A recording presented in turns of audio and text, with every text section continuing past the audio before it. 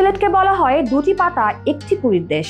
চায়ের জন্য বিশ্ব পরিচিত সিলেটের সেই চা বাগানে ঐতিহ্য এবার ফুটিয়ে তুললেন নিগার সুলতানা ও গ্যাবি লুইস। চা শ্রমিকদের চিরায়ত পোশাক গায়ে জড়িয়ে টি-20 সিরিজের ট্রফি উন্মোচন করেন বাংলাদেশ ও আয়ারল্যান্ড অধিনায়ক।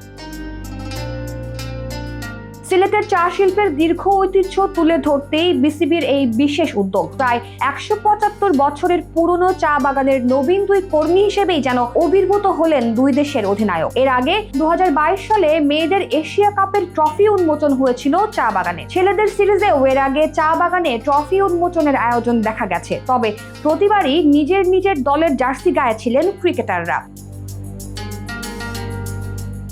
পুরোদস্তুর চা শ্রমিক সেজে সবুজ বাগানের মাঝে দাঁড়িয়ে ট্রফি উঁচিয়ে ধরার ঘটনা এবারই প্রথম। ট্রফি উন্মোচনের পর সংবাদ সম্মেলনে বাংলাদেশ অধিনায়ক বলেন, মেয়েদের ক্রিকেটের অগ্রযাত্রায় সহায়ক হবে এই উদ্যোগ।